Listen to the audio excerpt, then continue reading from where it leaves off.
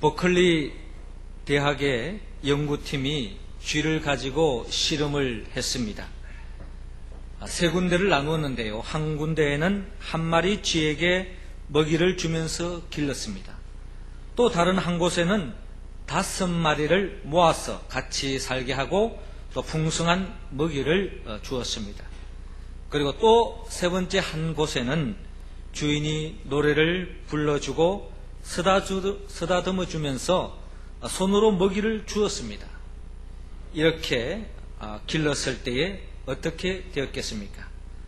혼자 외롭게 먹고 살았던 쥐는 600일밖에 살지 못했다고 합니다. 5마리가 어울려 살았던 쥐는 700일 동안 살았다고 합니다. 그리고 애정을 가지고 쓰다듬어 주면서 먹이를 준 쥐는 950일 동안 살았다고 합니다. 사랑할 대상도 없고 사랑받을 대상도 없을 때 그 수명은 600일에 불과했지만 또한 사랑을 하고 사랑을 받을 때 그 수명은 700일로 연장되어졌고 무엇보다도 주인과의 만남, 주인과의 대화, 주인의 특별한 그 관심과 사랑을 받으면서 자랐을 때는 950일 동안 살 수 있다는 것입니다. 이것은 쥐만이 아닙니다. 과학자들의 말에 의하면 모든 식물도 마찬가지라고 합니다. 장미꽃도 주인이 늘 이야기해주고 사랑하는 마음으로 기르고 노래를 들려주면은 더없이 향기를 낸다고 합니다. 또 색깔이 더 선명해지고 밝아진다고 합니다. 이것은 이미 많은 실험을 거쳤습니다. 어느 식물이든지 다 마찬가지로 합니다. 곡식이든지 한 폭의 풀이라든지 사랑하는 마음으로 기르면은 미움을 가지고 기른 것과는 전혀 다르다는 것입니다. 어떤 식물은 매일 보면서 저주를 했더니 그만 말라 죽었다고 하는 그런 실험의 이야기도 있습니다. 닭에도 실험을 했더니 그렇고 소도 마찬가지입니다. 돼지도 그렇고 어떤 동물도 하나님이 창조한 그 어떠한 피조물들도 사랑으로 관심을 가지고 길렀더니 더없이 행복한 삶을 살 수 있다는 것입니다. 사람은 더군다나 하나님의 형상으로 만들어졌기 때문에 사람은 하나님의 사랑의 피조물이기 때문에 사람 또한 사랑을 받지 않고는 진정한 사람답게 살 수 없다는 것입니다. 인간 간의 사랑도 중요합니다. 그러나 무엇보다도 사람은 하나님의 피조물이기 때문에 하나님의 사랑으로 빚어진 피조물이기 때문에 하나님의 사랑을 받을 때야만이 진정 가장 복된 인생을, 행복한 인생을, 하나님의 나라를 살아갈 수 있다는 것입니다. 이 땅에 하나님의 사랑을 품고 이 땅에 오신 분이 있다면 그분은 독생자 예수 그리스도입니다. 예수 그리스도는 이 땅에 하나님의 사랑을 품고 이 땅에 오셨습니다. 예수님은 이 땅의 모든 사람들을 사랑함을 통하여서 잃어버렸던 하나님의 생명을 되찾고 잃어버렸던 하나님의 나라를 되찾고 매일매일 삶 속에 하나님의 나라를 살기 위함이 바로 주님이 이 땅에 오신 이유라는 것입니다. 오늘 성경 본문을 통하여서 예수님은 어떻게 그 사랑을 드러냈는가를 오늘 성경은 우리에게 소상하게 밝혀주고 있습니다. 오늘 본문을 통하여 예수님은 이 땅에 어떻게 주님의 그 사랑을 드러내셨는가, 그것을 우리가 확인하고 그 주님을 오늘 우리 모두가 만나고 그 주님과 깊은 사랑의 관계로 우리가 맺어짐을 통하여서 우리가 잃어버렸던 하나님 나라를 되찾고 매일매일 하나님의 나라를 살아가는 우리 모두가 되기를 주님은 원하고 있습니다. 그렇다면 오늘 성경의 본문을 통하여서 예수님은 우리에게 어떻게 사랑을 표현했습니까? 오늘 본문 12절에서 17절의 내용을 보면 예수님은 복음을 전파했습니다. 17절 말씀 우리 다 같이 한번 읽겠습니다. 시작. 이때부터 예수께서 비로소 전파하여 가라사대 회개하라 천국이 가까웠느니라 하시더라. 아멘. 저를 따라하시기 바랍니다. 회개합시다. 하나님의 사랑을 품고 이 땅에 오신 예수님은 복음을 전파함으로 하나님의 사랑을 드러내고 하나님의 나라를 열어가는 모습을 바라볼 수 있습니다. 예수님께서 전가한 복음의 핵심은 바로 회개하라, 천국이 가까이 왔느니라 하는 말씀으로 우리는 요약할 수 있습니다. 하나님의 나라는 회개할 때 열린다는 것입니다. 비록 죄인이라 할지라도 회개만 하기만 하면 용서함을 받을 수 있고 하나님의 영광을 바라보고 즐거워할 수 있는 그와 같은 모습으로 세움받을 수 있다는 것입니다. 회개는 사람의 운명을 판가름하는 중요한 기준입니다.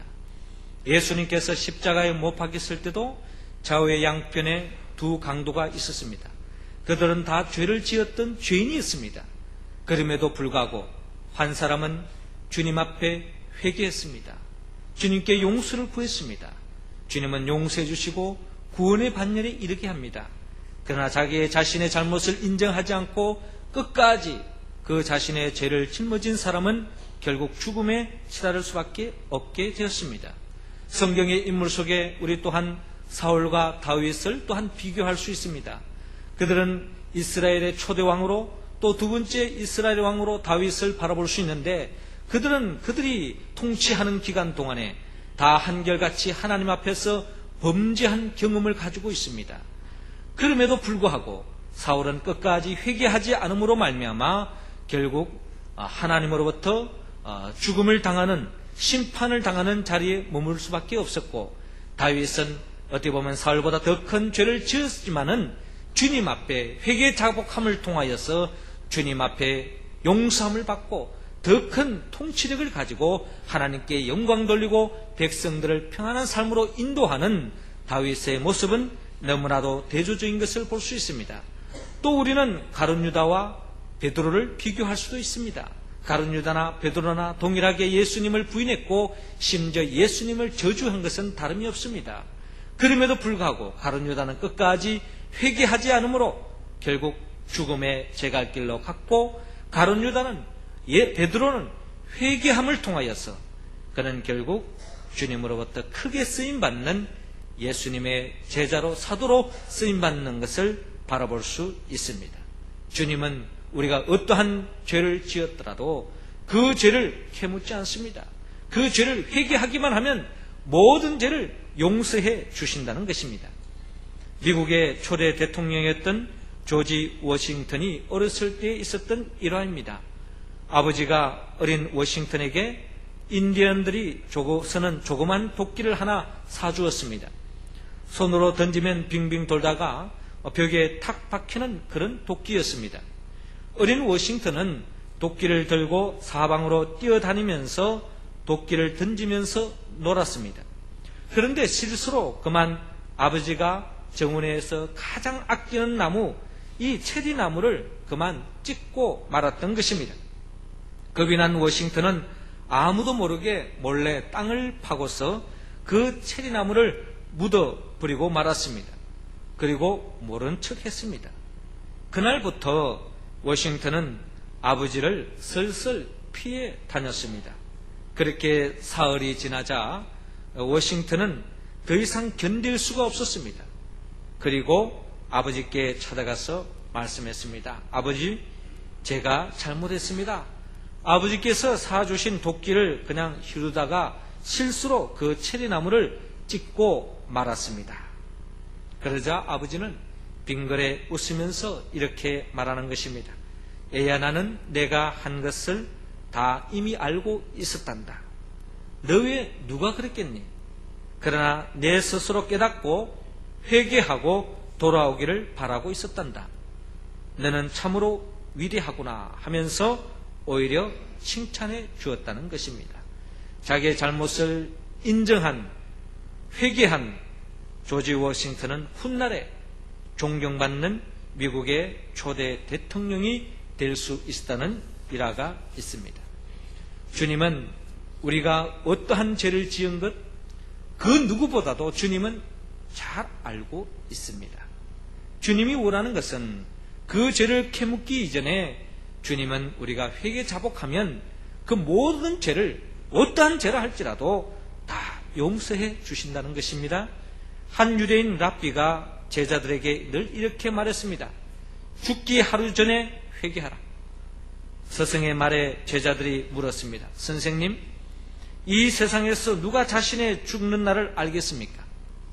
지금 죽을 수도 있고 내일도 죽을 수 있고 1년 후에 죽을 수도 있지 않습니까? 그래도 랍비는 한결같이 말했습니다. 죽기 하루 전에 회개하라. 랍비의 말은 사람이 언제 죽을지 모르니까 지금 당장 회개하라는 말입니다. 회개는 죄를 죄로 느끼는 순간 그 자리에서 당장 회개해야 합니다. 회개의 기회가 늦어지면 늦어질수록 회개하기가 더 어렵다는 것입니다. 그러므로 회개는 기회가 왔을 때 해야 한다는 것입니다. 주님께서는 우리에게 말씀합니다. 여호와께서 말씀하시되 오라 우리가 서로 변론하자. 너희 죄가 주홍 같을지라도 눈과 같이 희어질 것이요 진홍같이 붉을지라도 양털같이 되리라 라고 말씀하시며 언제 어느 순간에도 지난날의 죄를 주님 앞에 회개 자복하고 나아가면은 주님께서는 다 용서해 주신다는 것입니다. 주님은 이 땅에 천국 복음을 선포함을 통하여서 하나님의 나라를 열어갑니다. 그 복음의 핵심은 우리 모두가 회개하고 내 자신의 생각을 접고 하나님의 뜻을 앞세우고 주님의 중심으로 살아갈 때에 우리는 주님을 통하여 진정한 하나님의 나라를 경험할 수 있다는 것입니다. 오늘도 우리의 삶 속에 우리가 하나님의 나라를 경험하기에 장애물이 되어지는 그 어떠한 죄라 할지라도 성령의 도심으로 그 죄사함을 받고 또한 주님이 예비해 주시는 그 천국을 매일매일 누리며 살아가는 우리 모두가 되기를 주의 이름으로 축원합니다. 두 번째로 예수님은 어떻게 하나님의 나라를 열어가고 살맛 나는 세상을 만들어 갔을까요? 예수님은 오늘 본문 18절에서 22절을 통하여서 예수님은 말씀을 가르침을 통하여 하나님의 나라를 열어가고 있습니다. 19절 말씀 우리 다 같이 한번 읽겠습니다.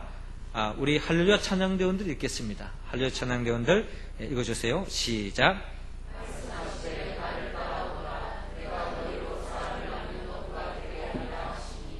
아멘. 말씀하시되 나를 따라오너라. 내가 너희로 사람을 낚는 어부가 되게 하리라 하시니. 저를 따라하시기 바랍니다. 순종합시다. 하나님의 사랑을 품고 이 땅에 오신 예수님은 말씀을 가르치는 사역을 통하여서 하나님의 나라를 열어가는 모습을 우리는 오늘 성경의 본문을 통하여 바라볼 수 있습니다. 예수님의 가르치는 목적은 결국 사람을 변화시키기를 원하는데 하나님의 사람으로 변화시키기를 원하는데 하나님의 사람을 오늘 성경 본문을 통하여서 그 하나님의 사람의 그 특징을 사람 낚는 어부라고 표현하고 있습니다. 주님은 모든 말씀을 통하여서 그 말씀을 통하여 새롭게 변화되기를 원하는데 우리 모두가 사람 낚는 어부가 되기를 주님은 원하고 있습니다. 특별히 오늘 본문에 베드로를 비롯한 또한 많은 사람이 고기 잡는 어부였습니다. 그 고기 잡는 어부를 사람 낚는 어부로 주님께서 변화시키는 과정을 우리에게 보여주고 있는데요. 고기 잡는 어부와 사람 낚는 어부의 차이점이 무엇입니까? 고기를 낚는 어부는 살아있는 물고기를 잡아서 죽여서 자신의 삶의 의미를 두고 자신의 생명을 보존하는 삶의 특징이라면 사람 낚는 어부는 죽어가는 생명, 아니 죄로 말미암아 죽어져 있는 그 생명을 예수께로 인도하여서 죽어가는 생명을, 죽은 생명을 살리는, 생명을 살리는 그 사람이 바로 사람 낚는 어부라는 것입니다. 하나님은 살아있는 것을 죽이는 일보다 죽어가는 생명을 살리는 일을 더 소중히 여긴다는 것입니다. 똑같은 옹달샘에 물을 마시지만 젖소는 생명을 살리는 우유를 만들지만 독사는 생명을 죽이는 독을 만듭니다. 하나님은 생명을 죽이는 일보다 생명을 살리는 일을 도모하기를 주님은 원하고 있습니다. 그래서 모든 사람들을 통하여서 사람 낚는 어부가 되어서 그들이 이 땅에서 죽어가는 생명을 살리는 주님의 사역을 함께 감당하기를 주님은 원하고 있습니다. 그 주님의 가르치는 말씀은 사복음서에 잘 나타나고 있습니다. 그런데 중요한 것은 예수님의 무슨 말씀을 하시든지 그 말씀을 어떻게 받아들이느냐에 따라서 그 말씀대로 살아서 사람 낚는 어부가 되는 사람이 있는가 하면은 그 말씀을 바로 듣지 못하고 그 말씀을 순종하지 못함을 통하여서 결국 고기 잡는 어부로 머무러져 있는 사람들의 모습을 우리는 성경을 통하여 역력히 바라볼 수 있습니다. 특별히 이번 주간에 우리 또한 매일 성경을 통하여서 매일매일 큐티한 말씀을 통해서도 특별히 누가복음 8장에 보면은 예수님께서 또한 밭의 비유를 통하여서 사람들의 종류를 우리에게 소개하고 있습니다. 밭에 씨를 뿌렸습니다. 어떤 밭은 길가와 같았고 어떤 밭은 바위와 같았고 어떤 밭은 가시떨기와 같았고 어떤 밭은 좋은 땅이었습니다. 똑같이 씨를 뿌려줬지만 그 말씀 그대로 받아들이고 순종한 사람은 좋은 땅과 같아서 30배, 60배, 100배의 결실을 맺는 것을 바라볼 수 있습니다.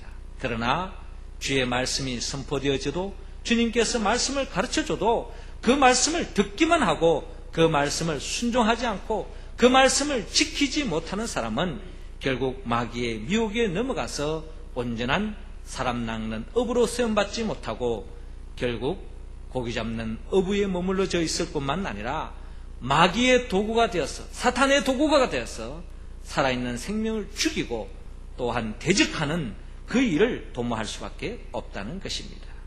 예수님의 말씀 앞에 그 가르치는 말씀 앞에 그 말씀이 어떠한 말씀이든지 그 말씀을 우리가 아멘으로 받아들이고 그 말씀의 순종함을 통하여 이 땅에 예수님처럼 사람 낚는 어부가 되어서 죽어가는 생명을 살리고 이 땅을 살맛나는 세상을 만들어가는 우리 모두가 되기를 주의 이름으로 축원합니다. 세 번째로 예수님은 어떠한 방법으로 하나님의 나라를 열어가고 살맛나는 세상을 만들었을까요? 예수님은 오늘 본문 23절을 통하여 병자를 치유하고 계십니다. 23절 말씀 우리 다 같이 읽겠습니다. 시작. 예수께서 온 갈릴리에 두루 다니사 저희 회당에 가르치시며 천국 복음을 전파하시며 백성 중에 모든 병과 모든 약한 것을 고치시니 아멘. 주를 따라하시기 바랍니다. 치유합시다. 하나님의 사랑을 품고 이 땅에 오신 예수님은 병든 자를, 아픈 자를 찾아가서 치유하심을 통하여 하나님의 나라를 열어가시는 모습을 바라볼 수 있습니다. 예수님의 치유의 목적은 결국 하나님의 나라를 온전히 누리게 하는 데 있다는 것입니다. 미국의 유명한 트리뷴이라고 하는 잡지가 있는데요. 그 잡지에 패기 푸라고 하는 여성이 암 사형 선고를 받고 죽음 직전에서 고침을 받은 기적적인 사건을 간증한 이야기가 있습니다. 이 여성은 암으로 병원에서 더 이상 살 가망이 없다고 사형 선고를 받았습니다. 낙심하고 있는 이 여성에게 어떤 사람이 쟁반에 물을 떠와서 마시라고 줍니다.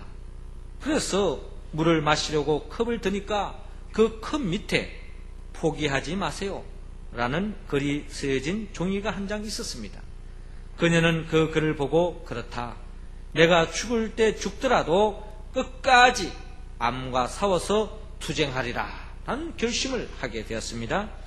그때 그런 결심을 하고 문득 병원 창밖을 내려다 보는데 그 창밖에 토끼 한 마리가 누군가 던져준 오렌지를 갉아먹고 있는 모습이 보이는 것입니다.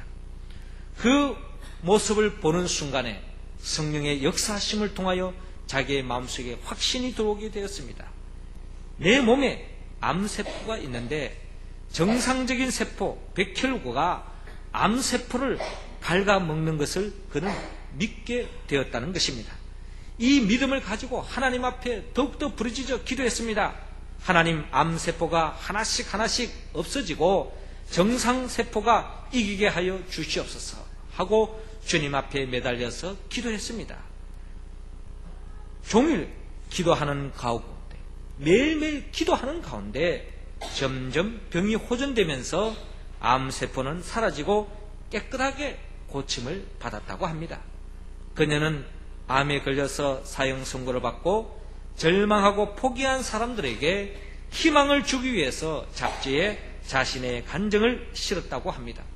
그리고 마지막에 무엇이든지 당신이 상상한 대로 믿고 진심으로 구하면 하나님께서 이루어 주신다고 말씀하셨습니다.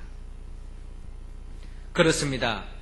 우리는 원치 않게 병을 얻을 때가 있습니다. 사고를 통해서 또한 병원에 입원할 수도 있습니다. 원치 않는 병, 특별히 세상적으로 말하는 불치의 병에도 우리는 걸릴 수도 있다라는 것입니다. 그러나 성경은 우리에게 말씀합니다. 예수님은 가는 곳곳마다 주님의 손길이 닿는 곳에 치유의 역사가 일어난 것을 바라볼 수 있습니다. 우리가 잘 아는 바 요한복음 5장에도 38년 된 병자가 주님의 손길 속에 내 자리를 들고 일어나 걸어가라 명령하실 때에 38년 동안 고질적인 병에도 주님께서 치유함을 받을 수 있다는 것입니다. 뿐만 아니라 요한복음 9장에는 날 때부터 소경된 사람도 주님의 사랑에 손길이 임하고 실로암 못에 가서 씻으라 라고 명령할 때에 그 믿음으로 순종하는 가운데 치유의 역사가 일어나는 것을 바라볼 수 있습니다. 이와 같은 성경의 말씀, 그 예수님의 그 사역을 우리의 마음속에 믿고 그 말씀을 우리가 붙잡고 그 역사가 오늘도 예수 그리스도의 이름으로 기도하고 우리가 나아가면 어떠한 육신의 질병으로부터 나음을 입을 수 있고 간구하고 나아가면 주님께서 반드시 치유해 주시는 역사가 일어날 줄로 믿습니다. 내 자신의 병만 치유함을 받는 것이 아니라 내 주위에 아직도 절망 속에 고통 속에 빠져있는 그 심령들에게 찾아가서 주님의 사랑의 손길이 임할 때에 주님의 이름으로 기도할 때에 치유되는 줄로 믿고 기도하시기 바랍니다. 특별히 사도행전 3장에는 베드로가 성전 미문에 앉아있는 그 안전병을 향하여 은과 금은 내게 없거니와 내게 있는 것으로 곧 내게 주노니 곧 나사렛 예수 그리스도 이름으로 걸으라 라고 명령할 때에 그 자리에서 일어나는 치유 역사가 일어나는 것을 바라볼 수 있습니다. 그렇습니다. 우리가 주님의 이름으로 예수 그리스도 안에서 믿음을 가지고 나아갈 때는 우리의 어떠한 육체의 질병도 주님께서 치유해 주실 줄로 믿으시기 바랍니다. 더 나아가 주님의 이름으로 사랑하는 사람에게 찾아가서 위로하고 격려하고 따뜻한 사랑의 손길을 내밀어서 주님의 이름으로 기도하는 가운데 모든 병든 자를 낫게 함을 통하여서 주님이 이 땅에 병든 자를 고침을 통하여 하늘 나라를 열어갔던 것처럼 우리도 그 사역에 동참하는 우리의 모습이 다 될 수 있기를 주의 이름으로 축원합니다. 사랑하는 성도 여러분, 하나님은 우리 모두가 예수님을 만나기를 원합니다. 예수님을 통하여 이 땅에 하나님 나라를 안겨주기 위하여 예수님이 이 땅에 오셨습니다. 예수님이 하신 사역은 말씀을 전파함으로 또 복음을 전파함으로 말씀을 가르침으로 병든 자를 고침을 통하여 우리에게 사랑의 손길을 내밀어 주셨고 이 세상을 하나님의 나라를 열어가셨던 모습을 바라봅니다. 이 주님을 오늘 우리는 만났기에 오늘 그 말씀에 응답하기를 원합니다. 어떠한 죄를 지었다 할지라도 주님 앞에 회개하기를 원합니다. 주의 말씀에 순종하여서 진정한 사람 낚는 어부가 되기를 원합니다. 주님의 이름으로 믿음으로 기도할 때에 치유의 역사가 일어날 줄로 믿습니다. 이 역사는 바로 우리 모두가 예수 그리스도 안에 있을 때에 시공간을 뛰어넘어서 오늘도 우리의 삶의 자리에서 그 축복이 임할 줄로 믿습니다. 나를 위하여 죽으신 예수 그리스도, 우리를 위하여 죽으신 예수 그리스도, 나를 위하여 부활하신 예수 그리스도, 우리 공동체를 위하여 부활하신 그 예수 그리스도 영보혜사 성령의 도우심을 잊고 오늘 주신 말씀 그대로 회개하고 순종하고 치유함을 통하여서 진정 하나님께 영광 돌리고 매일매일 하나님의 나라를 열어가는 우리 모두가 되기를 주의 이름으로 축원합니다. 기도드리겠습니다. 생명의 영 보혜사 성령님이시여, 우리는 천국을 열어감으로 생명을 살리는 예수님을 닮기보다는 천국을 가로막고 죽이는 데 힘을 쏟았습니다. 죽어가는 것을 살리는 일보다 살아있는 것을 죽이는 일에 앞장서 왔습니다. 우리의 부족함을 용서해 주옵소서. 우리 모두에게 생명의 영을 부어주시고 말씀의 영, 전도의 영, 치유의 영을 충만히 부어주시사 우리 모두가 예수님과 같이 이 땅에 죽어가는 생명들을 사랑하며 생명을 사랑함으로 살맛 나는 세상, 천국을 열어가는 우리의 삶이 될 수 있도록 인도하여 주시옵시고, 그러한 삶을 통하여 예수님을 통하여 우리가 복받은 것처럼 우리의 삶을 통하여 우리 은양제일교회를 통하여서 이 지역사회가 날로 날로 하나님의 나라가 확장되게 하시고 하나님의 복을 받는 사람들이 많아질 수 있도록 역사하여 주옵소서. 예수님의 이름으로 기도드리옵나이다. 아멘.